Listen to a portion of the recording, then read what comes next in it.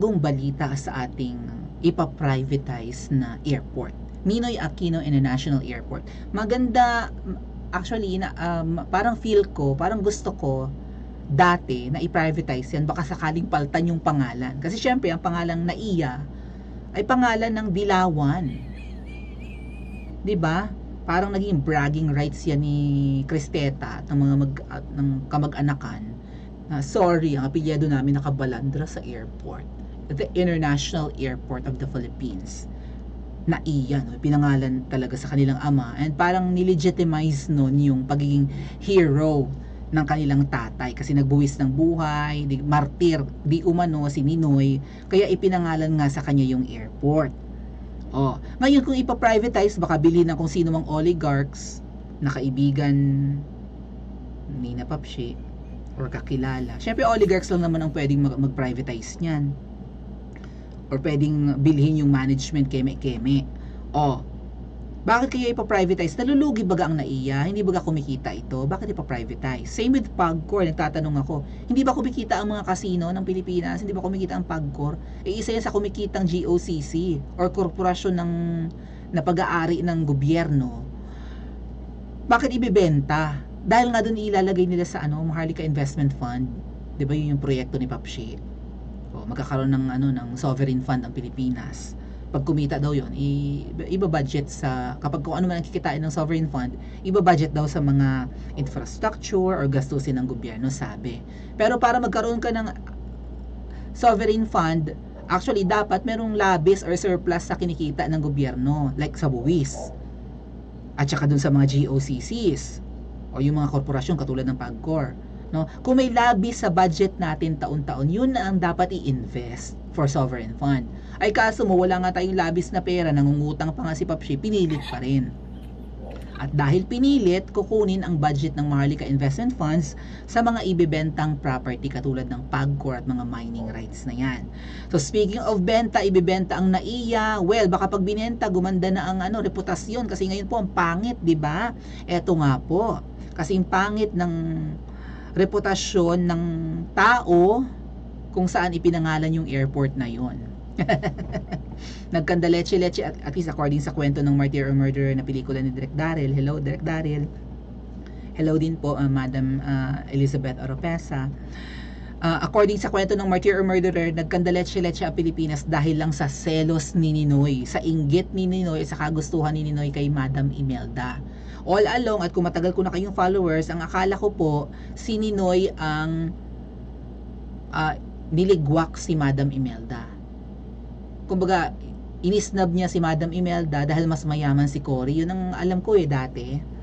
Pero ang katotohanan pala niyan, si Madam Imelda ang nagligwak kay Ninoy at pinili si Apo Lakay nung sila yung mga dalaga.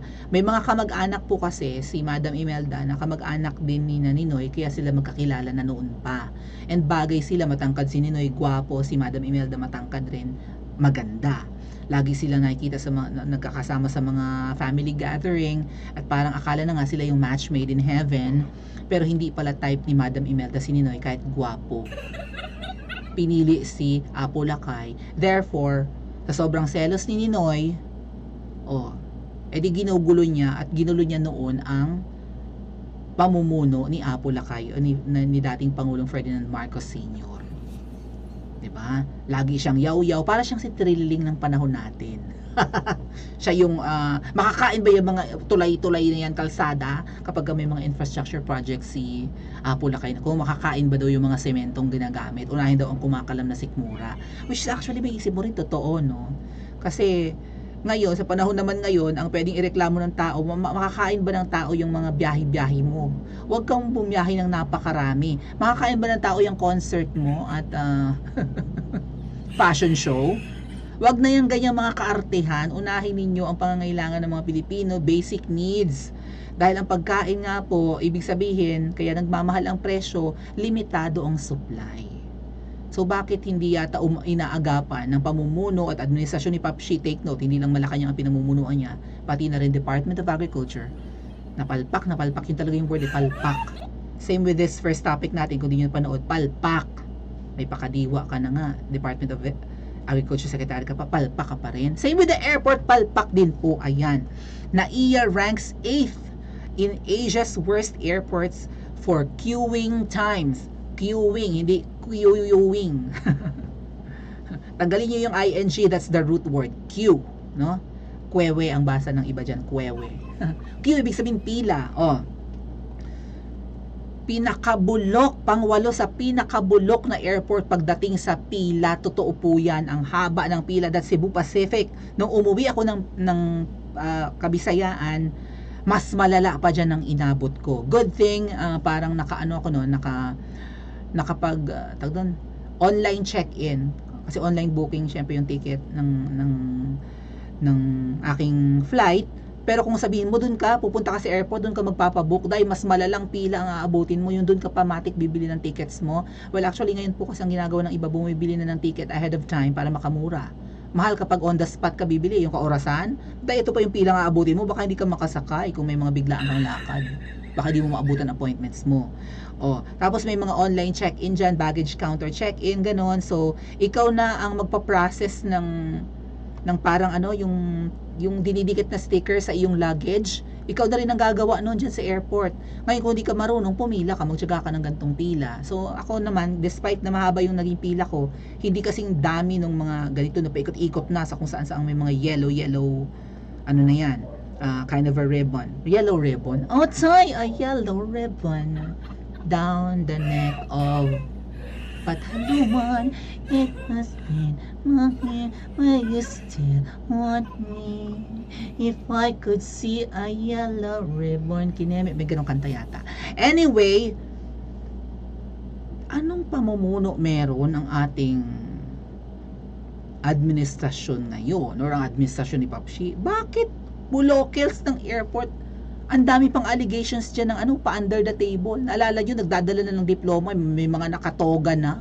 Kapag ka pala nag-abroad ka, kailangan graduate ka ng college. Paano naman yung mga elementary lang at mayayaman or high school level lang? Pero kaya naman mag-travel abroad, nagka-negosyo, may negosyo, kumikita, or maybe born rich, tamad mag-aral. Kung wala kang diploma, hindi ka pwede mag-abroad. Hinaharang ng immigration, di ba? O nakakadagdag yun sa queuing, mga ate at kuya. Yan ang sabi ni Good work, Mr. President. Hopefully, next year, number 1 na tayo sa worst airport. Hindi malayong mangyari yan. Baka magulat kayo. Balik na yung tanim bala.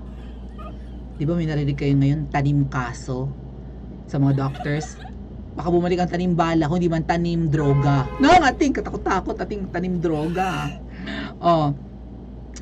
Eto pa.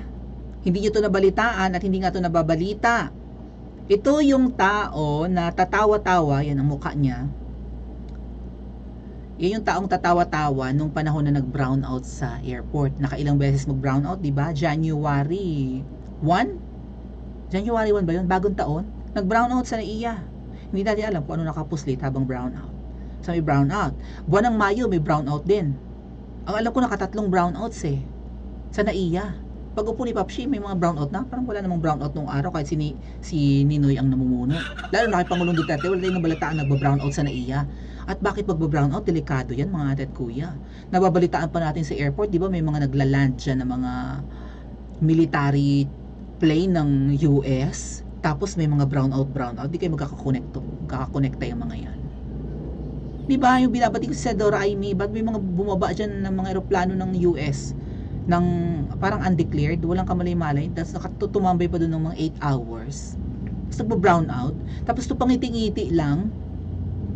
Si PBBM po nag-ikot sa airport, ikot-ikot niya, ay may problema lang pala sa circuit breaker, bla bla bla. Kapalpakan yun hindi yun dahil luma lang yung facilities ng airport.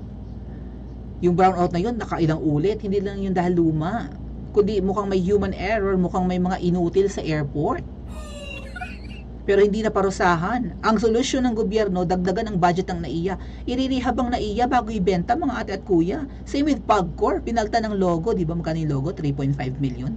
Yung pangit na logo na may sungay. Pinaltan pa yung logo, ipaprivatize naman pala ang PAGCOR.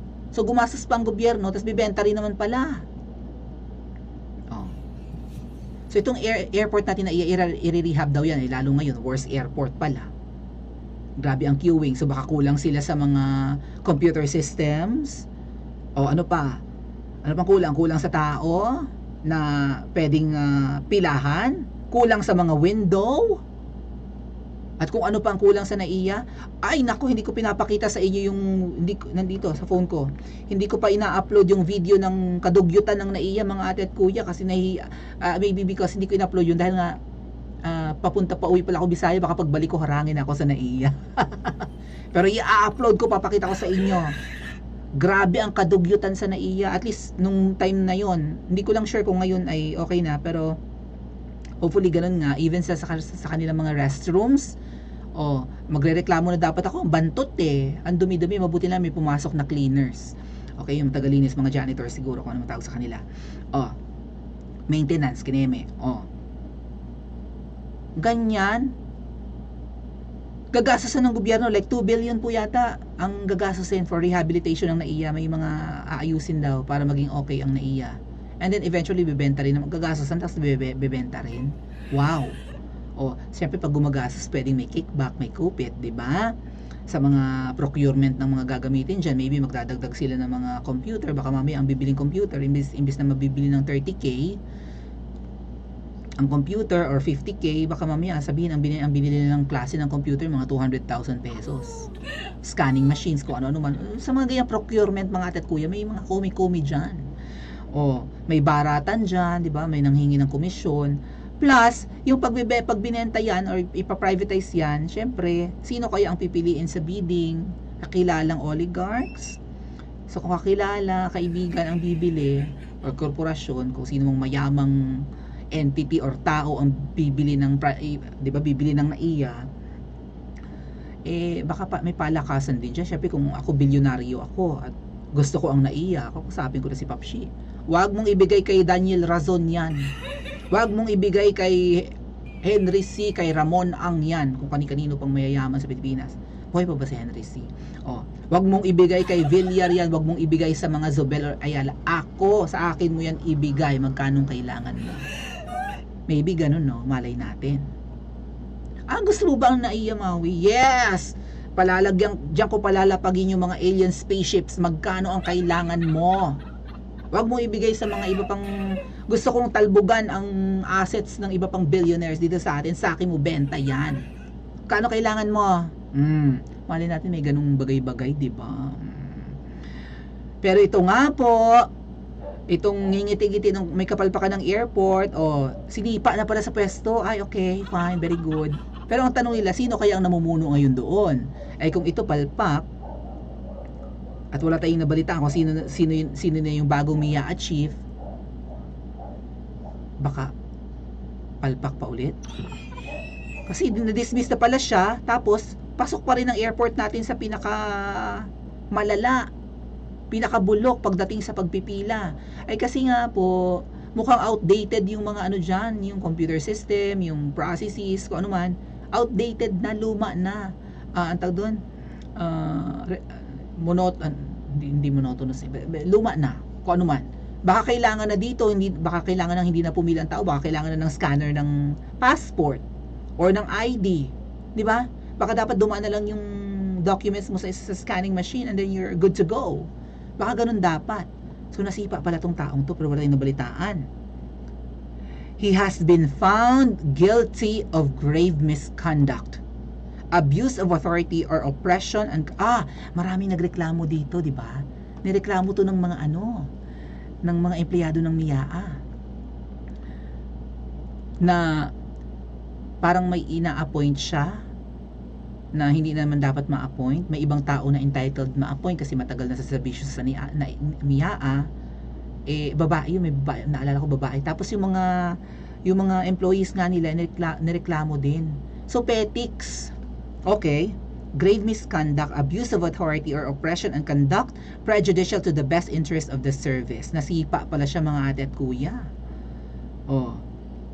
Ilang araw na pala sa balita itong dismissal order ng Ombudsman against Manila International Airport Authority General Manager Cesar.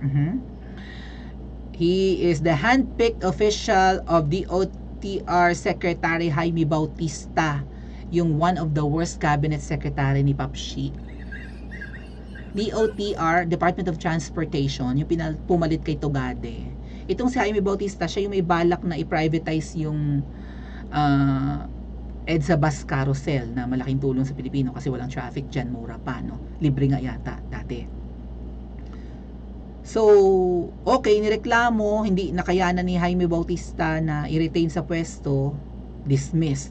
So, sino ngayon daw ang general manager ng MIAA? Kung siya bulokel sa trabaho, sino ang pumalit? At kailan?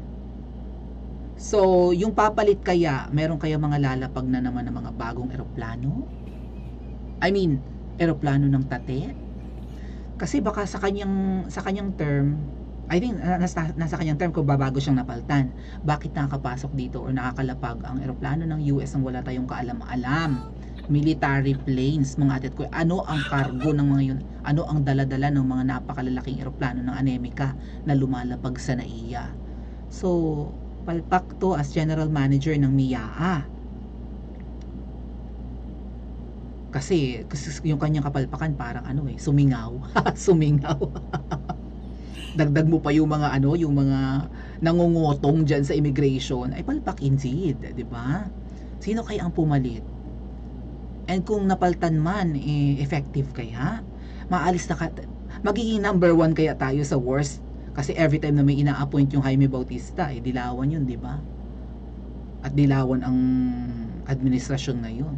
So, sino kayang dilawan naman ang i-appoint? At effective kaya ang papalit doon? Ha? Gaganda na ba ang reputasyon ng NAIA? Hindi na ba ganitong tagaktak na ang hirap pumila dito. Hihimatayin ka, nakatayo ka. Tatayo ka, alangan pa upo-upo ka sa pila. Good luck talaga, Philippines. Comment nyo nga po sa comment section at mag-like and subscribe din po kayo.